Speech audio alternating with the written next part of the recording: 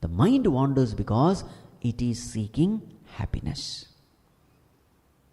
Mind, according to its present knowledge, has wrongly understood that world is the source of happiness.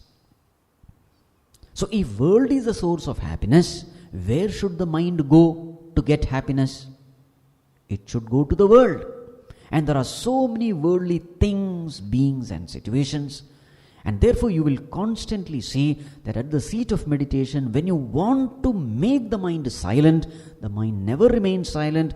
Mind will constantly wander in the world of things, beings and situations. So now, with force if you try to stop, that is not an intelligent way of handling the mind. It may at the most lead to suppression. In spirituality, we don't talk of suppression. Then do you mean to say indulgence is the solution? No. Indulgence also is not the solution. Suppression also is not the solution. Then what is the solution? Sublimation is the solution. What do you mean sublimating the mind? Sublimating the mind means exposing the mind to the higher joys of life. Re-educating the mind. And what is the re-educating the mind? Telling the mind, oh my dear mind, there is no joy in the outer world. Actually, the joy comes from the self. This is re-educating the mind. Whatever joys you get from the world, it may appear to be joy, but in the end, there is only pain. The joy which ends in pain is not joy, it is pain. Agre amrutopamam pariname vishamiva. This is the nature of the world. In the beginning, it may appear to be amrutam, nectar, but in the end, it will finally turn out to be visham, poison. Any pleasure of this world, any joy of this world comes under this category. In the beginning it gives joy, in the end it gives only pain. Bhagavatam gives the example of this itching. While scratching, there is a great joy. But after scratching, the very same joy becomes pain, isn't it? Then we think, I shouldn't have scratched. This is not only with this itching, the world is full of itching objects. You tend to seek these objects thinking that it is a source of joy, but finally you will end up only in sorrow. Ye hi samsparshaja bhogaha dukkhayonaya evate adyantavantah kaunteya nateshu ramate buddha. Arjuna, whatever this world, this sense pleasures, when the senses come in contact with the sense objects, there is a joy. But Arjuna, understand, this is dukkha yoni only, the source of all sorrows. Adyantavantaha, all this joy has got a beginning and an end. All the joys born out of sense contact has a beginning, has an end. Wise people don't revel in it. Nateshu ramate buddha, very clearly said. So now this is how the mind has to be educated. So whenever the mind goes into the world, what is the education to be given? Oh my dear mind, the source of joy is not there, the source of joy is here. What is it that you want? You want infinite happiness for infinite period of time, isn't it? There is a way to get it. We all can get infinite happiness, infinite peace for infinite period of time. There is a way. And what is that way? The way is not outward, the way is inward. This education has to be given. Otherwise what will happen? Mind will wander. So what has to be done? Educate the mind. What are the education to be given? Everything, whatever the mind craves for, meditate upon the defects of that thing. Meditate upon the limitation of that thing. When you meditate upon the limitations, the mind will slowly stop craving for all such things. Then the mind will no more become anyagamin. So what are the things to be meditated upon? We have discussed this before also, but briefly we will mention the first 6 verses of Bhaja Govindam. So what are the limitations to be meditated upon? Number 1, limitations of worldly knowledge. Everything of the world is full of limitation. This is how the meditation should go. Number 1, limitations of worldly knowledge. So what does Bhaja Govindam say?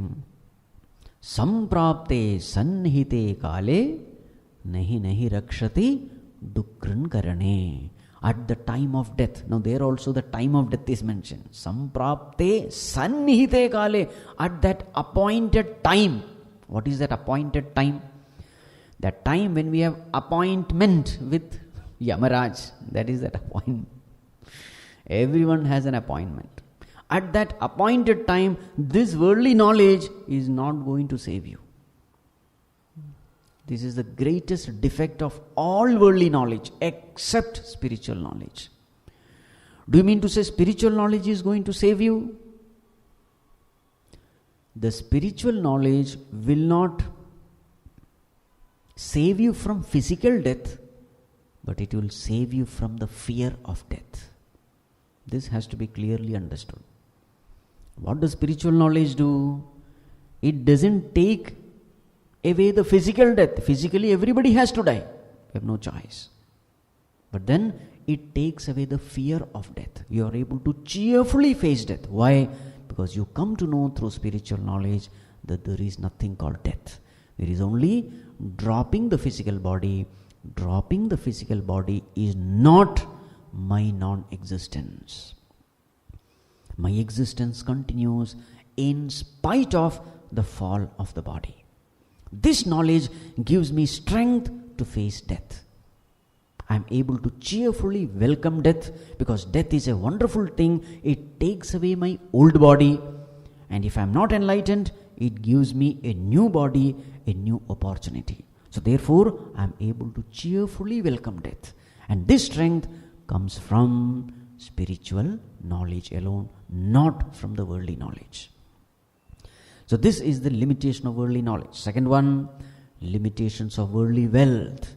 What is the limitation of worldly wealth? Worldly wealth can no doubt roti, kapda, makan, food, clothing, shelter. It can take care of it. It is needed. All the needs are to be met only through material wealth. We need it, but this material wealth cannot guarantee anything after these basic needs are taken care.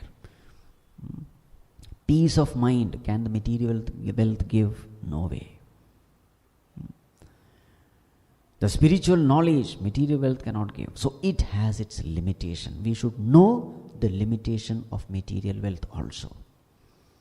Can material wealth prevent you from death? No. There are so many things which material wealth cannot give you.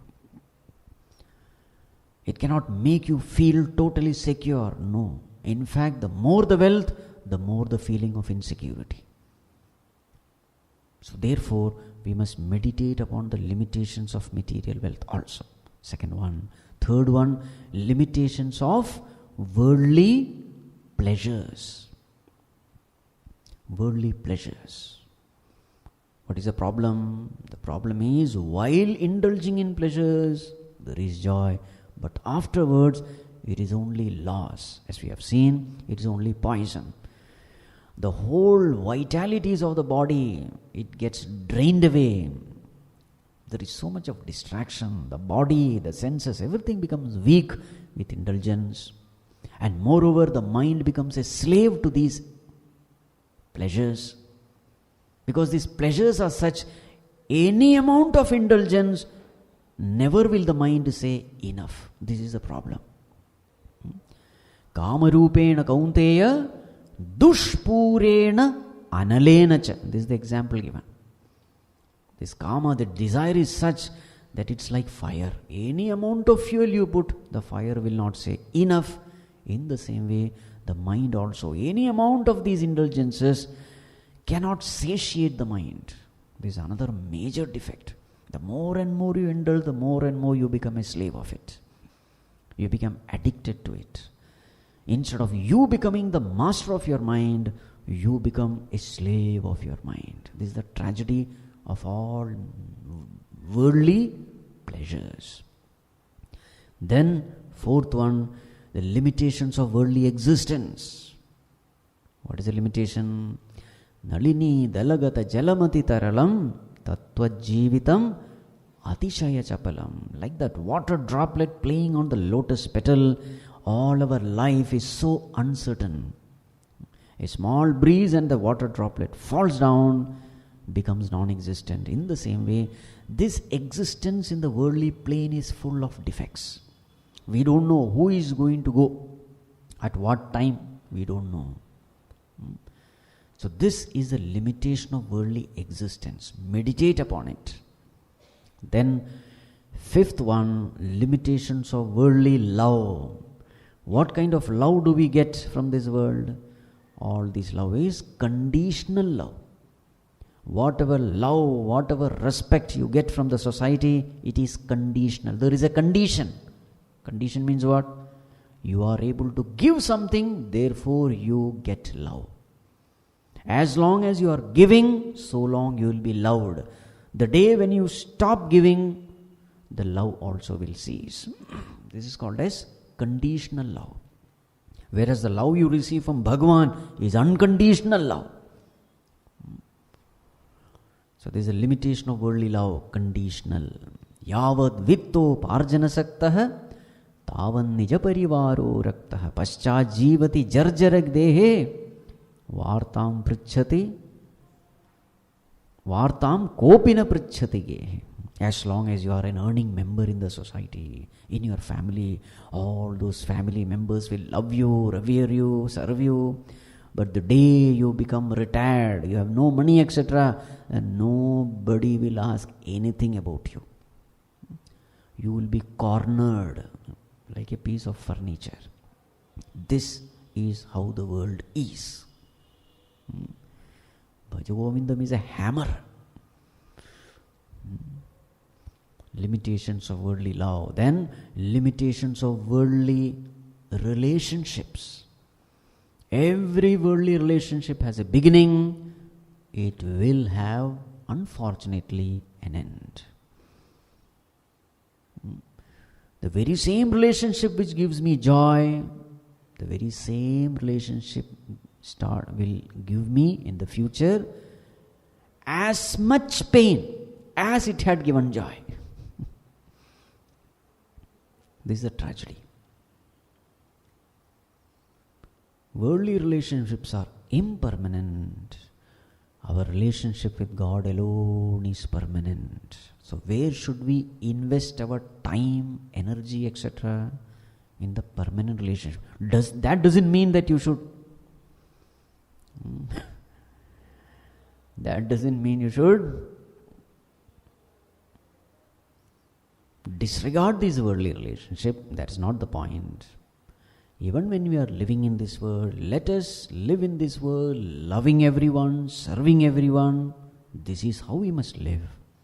Making everyone happy. But at the back of the mind, we should not lose touch with the reality. This is how we have to live. The reality is everything is impermanent. So therefore, in this way we have to re-educate the mind. This is the meaning, chetasa na anyagamina. Once the mind has understood that this world I should not get attached to,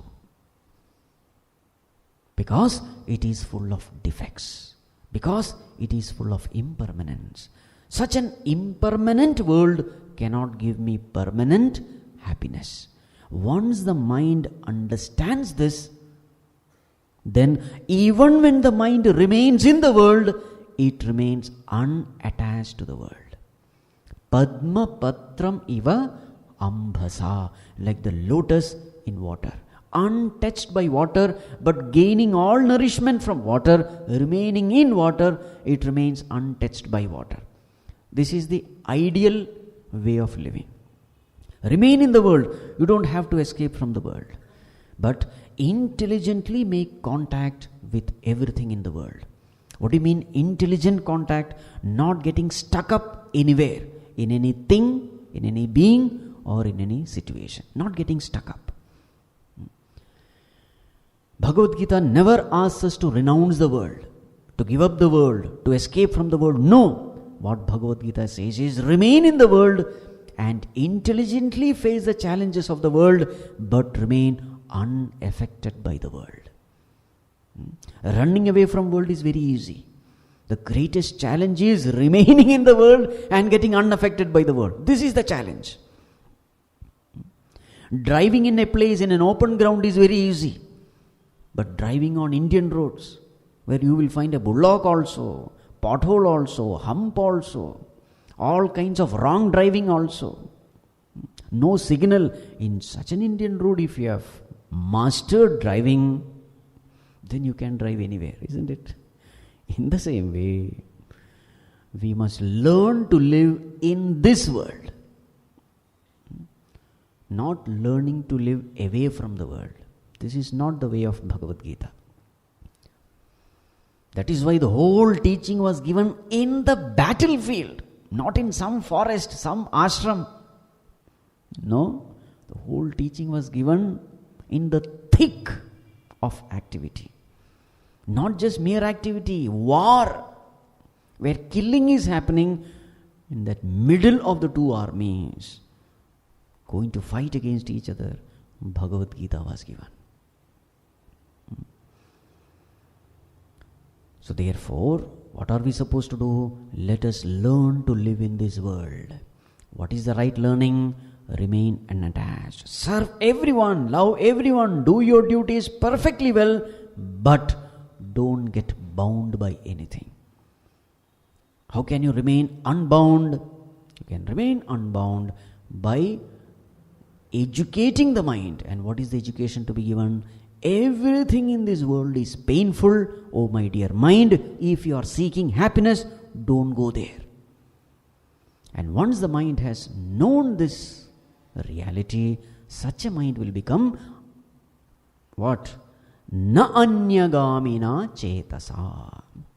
It will stop going out, because it comes to know happiness is not there. But then at the same time, you should do the other thing also. What? Happiness is not there. Where it is, that also you should point out, isn't it? Just mere one part, happiness is not there, that alone will not do. You must also direct the mind to the place where happiness is there. And what is the source of happiness? It is nothing but our own self. What is the nature of the self? Sat, Chit, Anand. Infinite bliss is the nature of the self. So therefore you should tell the mind, oh my dear mind, stop going out, come within, go within. Because that source of happiness is within. Then what will such a mind do? Such a mind will try to withdraw. Such a mind can easily detach from the world because it has understood the limitations of the world. Such a mind can easily attach to God because the mind has understood the value of attaching to God. So, in the whole of spirituality, only two things you have to do. What are they? Detach, attach. Detach from the world, attach to God. This is all what you have to do. And the whole of Abhyasa Yoga is nothing but this. Detach, attach yoga. That is Abhyasa Yoga. Learning to detach, learning to attach. What will ensure easy detachment? Thorough understanding of the limitations of the world will ease our detachment from the world. What will ensure easy attachment? Our love for God, value for God will ensure easy attachment to God. This is all we have to do, nothing else. To do nothing else. To do nothing else.